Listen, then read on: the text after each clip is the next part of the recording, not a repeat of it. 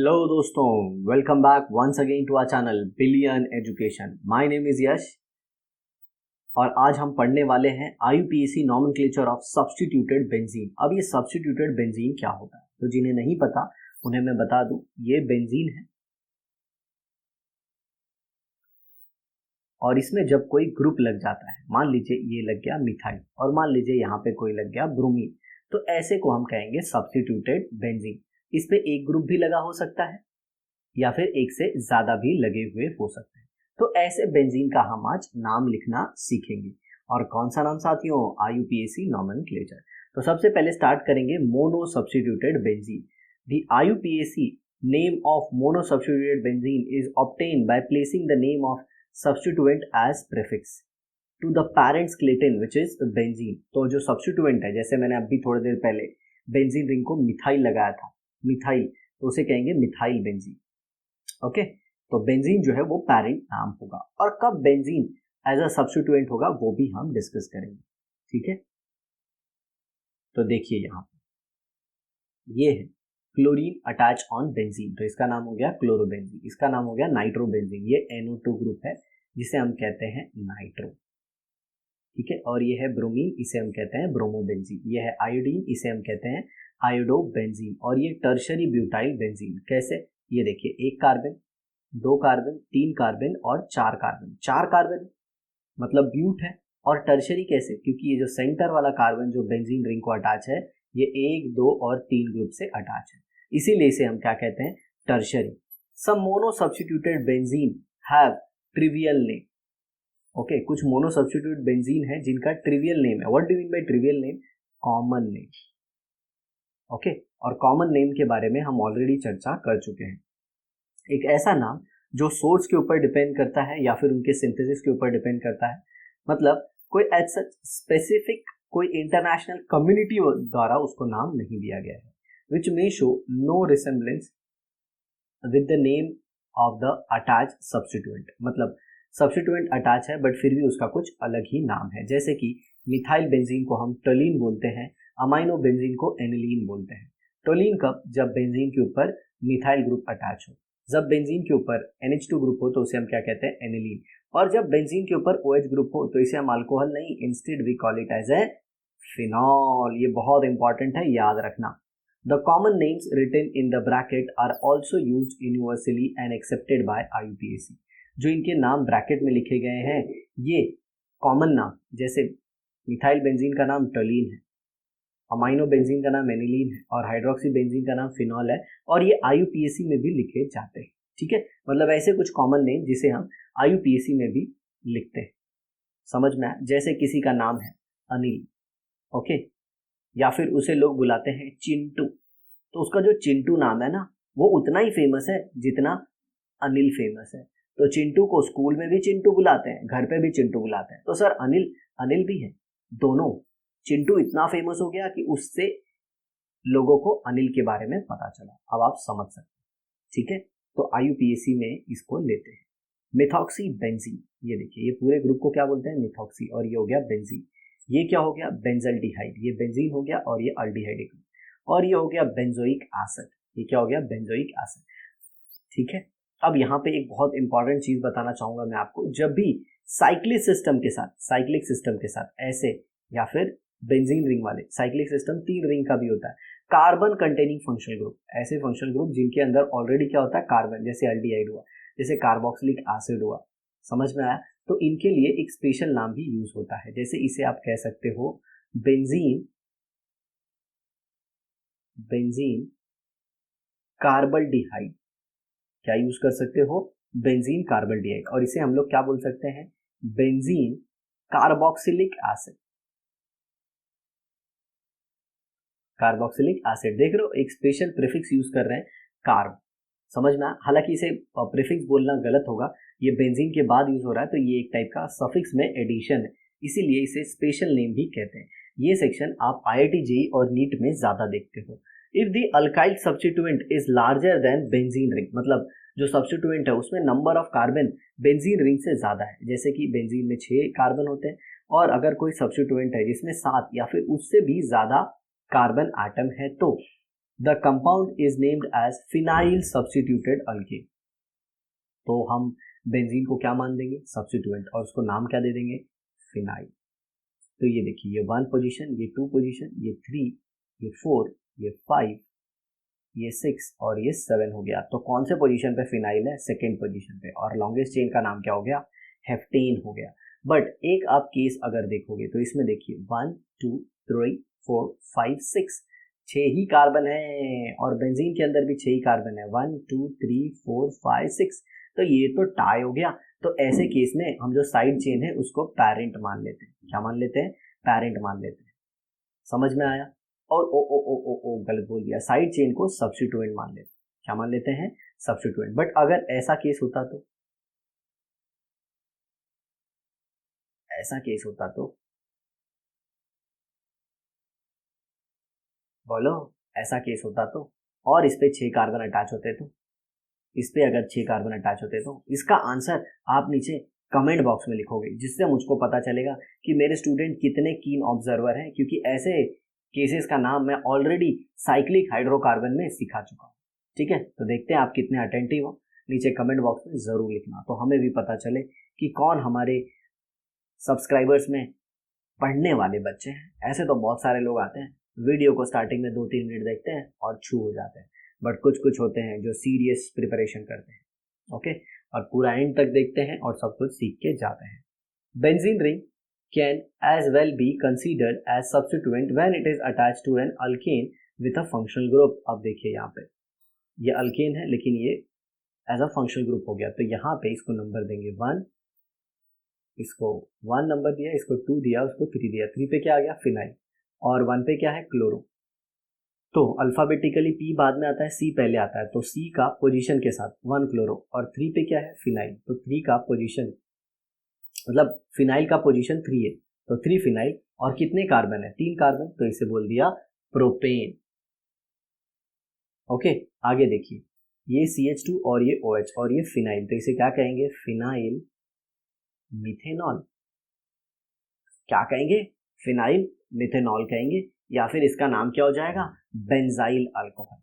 क्या हो जाएगा, बेंजाइल अल्कोहल। अब देखो मैं आपको एक मस्त चीज बताता हूं, अगर यहाँ पे CH2 कार्बन की एक वैलेंसी फ्री है तो उसे बेंजाइल कहेंगे, और जब कार्बन पे मतलब ये बेंजीन रिंग है मान लो, ओके, और इस पे कार्बन पे एक हाइड्रोजन अटैच है, 2 वैलेंसी फ्री है, तो इसे कहेंगे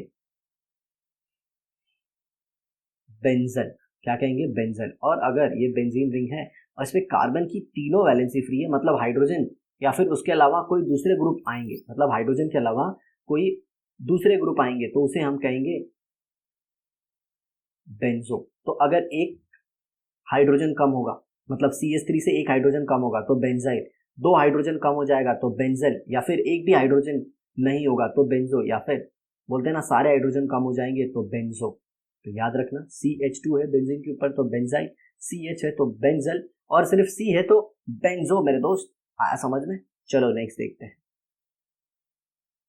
अब यहाँ पे देखिए, ये फंक्शनल ग्रुप है और ये मिथाइल है, ठीक है, तो इसका कैसे लिखेंगे, ये 1 हो गया, इसको लिखेंगे 1 फिनाइल इथेनॉन। 1 फिनाइल इथेनॉन, मतलब हमने बेंजीन रिंग को एज अ सब्स्टिट्यूएंट मान लिया और उसको क्या दिया, 1 पोजीशन, क्योंकि फंक्शनल ग्रुप को हमको 1 पोजीशन देना है, और फंक्शनल ग्रुप कौन है, कीटोन है, तो 1 फिनाइल इथेनॉन। इथेन क्यों, क्योंकि 2 कार्बन है। ओन क्यों, क्योंकि यहाँ पे फंक्शनल ग्रुप कीटोन है, और कीटोन के लिए सफिक्स क्या यूज होता है, ओन। और हमने इथेन का ई क्यों निकाल दिया, क्योंकि जब 2 वॉवेल एक साथ आते हैं तो पहले वाले वॉवेल को हटा देते हैं साथियों। चलिए अब di substituted benzene. Di substituted benzene मतलब बेंजीन के ऊपर 2 सब्स्टिट्यूएंट अटैच होंगे, ये देखिए सब में 2 आ समझ में। Common name of the 3 possible isomer of di substituted benzene derivative are given by using one of the prefix ortho. Ortho मतलब एडजेसेंट पोजीशन, मेटा मतलब एक को छोड़ के, और पैरा मतलब 2 को छोड़ के। याद रखना, ऑर्थो मतलब एडजेसेंट, मेटा मतलब एक को छोड़ के, और पैरा मतलब 2 को छोड़ के, या फिर ऑपोजिट। ये सब बहुत ही इंपॉर्टेंट चीजें बता रहा हूं मैं तुमको, सुन रहे हो, बोलना नहीं। ए सर अब सबको सब कुछ समझ में आ रहा है, आप बस पढ़ाते जाओ सर, ओके। बीच बीच में ये कौन आ जाता है sir. IUPAC system however uses numbering instead of prefix। Okay, IUPAC में है ना, हम मेटा, ऑर्थो और पैरा नहीं बोलते, हम क्या बोलते हैं, नंबर की भाषा बोलते हैं। तो जैसे देखो ये 1 नंबर है, ये 2 नंबर है, तो इसे क्या बोल दोगे, 1,2 डाइक्लोरो। डाई क्यों, 2 क्लोरीन है, क्लोरीन क्लोरो लिखते हैं और बेंजीन, ठीक है, और दोनों एडजेसेंट है इसीलिए ऑर्थो डाइक्लोरो बेंजीन। अब ये देखो ये 1 हो गया, ये 3 हो गया, ये 2 3 हो गया, तो 1,3 डाई क्योंकि 2 है, क्लोरीन क्लोरो और बेंजीन, और इसे मेटा बोलेंगे, एक को छोड़ के, है ना। अब ये देखो ये ब्रोमीन है, ये सी, ओए ये मैं किधर चला गया, ये तो ट्राई सब्स्टिट्यूटेड पे चला गया। अभी इधर देखो ये क्या है, ये 1 है, ये 4 है, ये 1 ये 2 ये 3 ये 4। नहीं सर, मैं नीचे वाले को 1 बोलूंगा, इसको 2 बोलूंगा, इसको 3 बोलूंगा, इसको 4 बोलूंगा। अबे एक ही बात है चिपड़गंजू, समझ रहा है, यहाँ वहां से कुछ भी लिखेगा सब कुछ सेम है। तो ये हो जाएगा 1,4 डाई क्लोरो बेंजीन। डाई क्यों, 2 है, क्या है, क्लोरीन है, और इसको क्या बोलेंगे, बेंजीन, और इसको पैरा डाइक्लोरो बेंजीन भी बोलते हैं। पैरा क्यों मेरे दोस्त, क्योंकि ये ऑपोजिट पोजीशन पे है, या फिर 2 कार्बन को छोड़ के जिनको क्लोरीन अटैच है। समझा, आगे देखो। If 2 substituents are different then they enter in alphabetical order। अब यहाँ पे देखो I अल्फाबेट है, यहाँ पे B है, तो कौन सा पहले आएगा, B, तो B को 1 नंबर दिए, और ये 4, तो 1 ब्रोमो 4 आइडो, एक पे ब्रोमो है, 4 पे आइडो है, और ये बेंजीन। समझ में आया, या फिर इसको आप बोल सकते हो पैरा ब्रोमो आइडो बेंजीन। पैरा से क्या पता चला कि जो ब्रोमीन है और आयोडीन है दोनों एक दूसरे के ऑपोजिट पे हैं, लेकिन ये कॉमन नाम हो जाएगा। अब यहाँ पे देखो क्लोरीन है तो C है, नाइट्रो है तो N है, तो पहले कौन आता है, C, तो इसको 1 नंबर, ये 2 और ये 3, इसको क्या बोलेंगे, 1 क्लोरो 3 नाइट्रो बेंजीन। बोलो ना, 1 क्लोरो 3 नाइट्रो बेंजीन हो गया, और एक कार्बन को छोड़ के दोनों प्रेजेंट है ना, तो इसको क्या बोलेंगे, Meta chloro nitro benzene. Meta chloro nitro benzene. आया कि नहीं समझ में, ऐसा समझ में आ गया।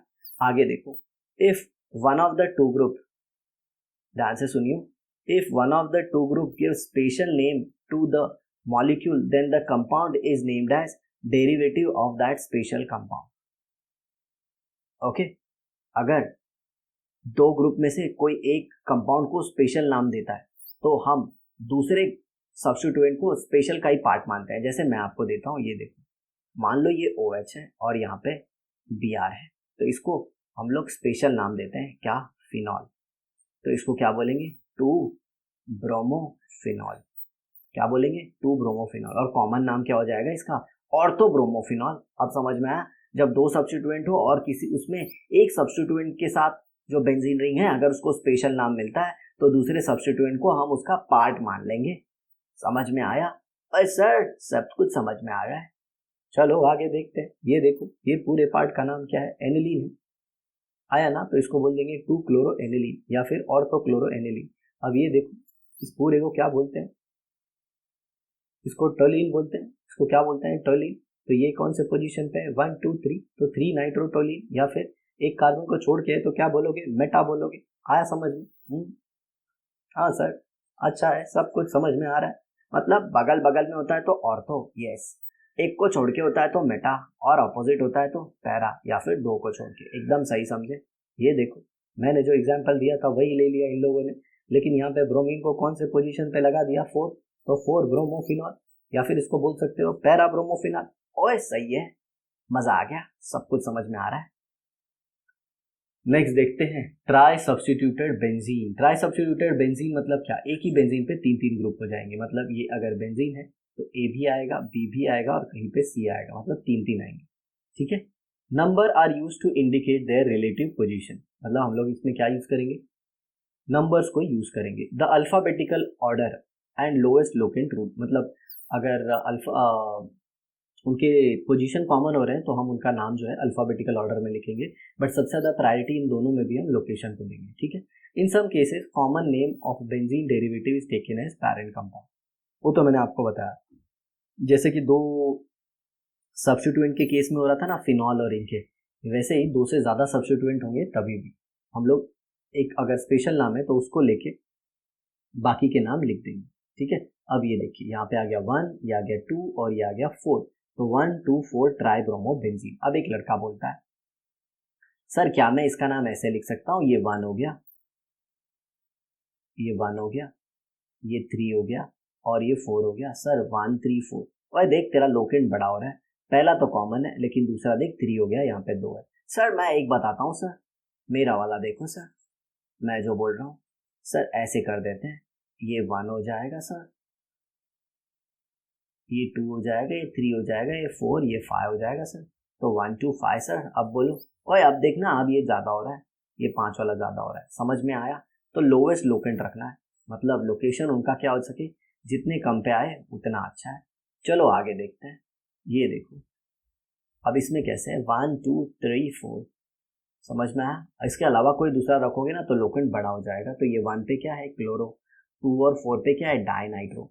2 और 4 को क्यों लिखा डाई, क्योंकि सेम ग्रुप 2 बार आया है, इसके लिए इसको डाई बोलेंगे। आया समझ में? तो भाई और बहनों आगे देखो, यहाँ पे भी ये 2 मिथाइल ग्रुप है, लेकिन इसमें जो नाम है वो थोड़ा अलग तरीके से लिखा गया है। यहाँ पे मिथाइल को 1 नंबर दिया गया है और दूसरे मिथाइल को 2 नंबर दिया गया है। सर क्या मैं इसको ऐसे लिख सकता हूँ 1 2 3 और 4?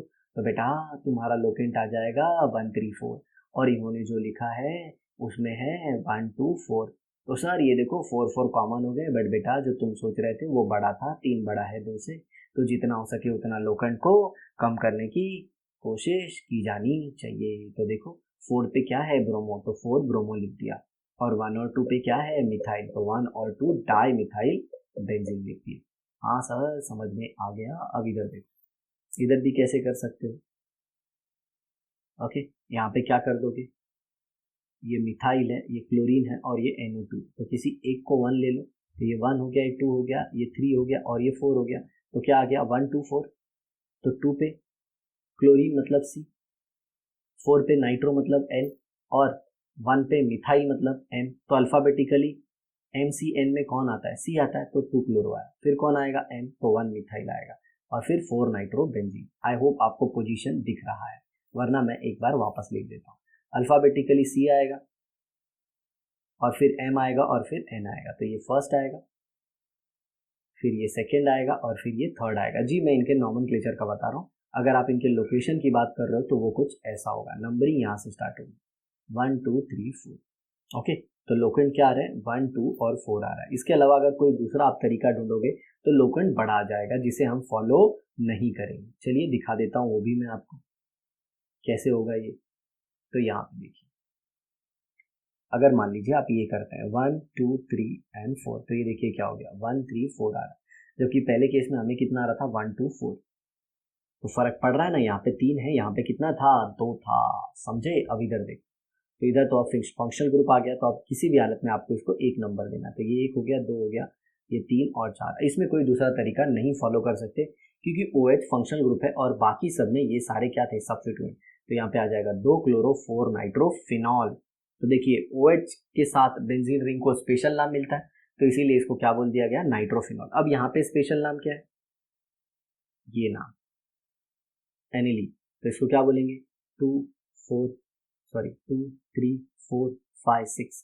तो 2 पे, 4 पे और 6 पे क्या है, ब्रोमो, तो 2 4 6 ट्राई ब्रोमो। ट्राई क्यों, क्योंकि 3 ब्रोमो। और एनिलीन क्यों, क्योंकि बेंजीन रिंग के ऊपर जब NH2 ग्रुप अटैच होता है तो उसे हम एनिलीन कहते हैं। क्या कहते हैं साथियों, एनिलीन कहते हैं। अब नेक्स्ट देखो, अब आपको मैं पहले एक स्पेशल नाम बता देता हूँ, ठीक है? यहाँ पे देखो, ये जो पर्टिकुलर ग्रुप है मिथाइल को छोड़ के, ये मिथाइल को छोड़ के, इसे हम एनिसोल कहते हैं। क्या कहते हैं, एनिसोल। तो ये देखिए, ये 1 हो गया, ये 2, ये 3 और ये 4। तो 2 पे तो क्लोरो हो गया, 4 पे मिथाइल हो गया, एनिसोल आ गया, ठीक है? तो जब कोई एक सब्स्टिट्यूएंट के साथ बेंजीन रिंग को स्पेशल नाम मिलते रहता है, तो वो स्पेशल नाम को यूज करना है, और बाकी सब्स्टिट्यूएंट का हमको लोकेशन बता देना है। और लोकेशन बताते वक्त भी हमें कौन सा टेक्निक यूज करना है, हमें ऐसा टेक्निक यूज करना है जिसके साथ जितना हो सके उतना कम लोकेशन का नंबर मिले, ठीक है दोस्तों? तो ये था हमारा पूरा एंड ऑफ नॉमेनक्लेचर। अब इसके बाद हम एंट्री कर जाएंगे आइसोमेरिज्म में, एक बहुत ही इंपॉर्टेंट कंसेप्ट जो 12th में आपके बहुत ज़्यादा काम में आएगा। तो आज की हमारी वीडियो हम यहीं पे एंड करते हैं, मिलते हैं आपसे नेक्स्ट एपिसोड में आइसोमेरिज्म के साथ। तब तक हमारी वीडियो देखते रहिए, अपने ज्ञान को बढ़ाइए, अपने माता पिता का नाम रोशन कीजिए। पापाय।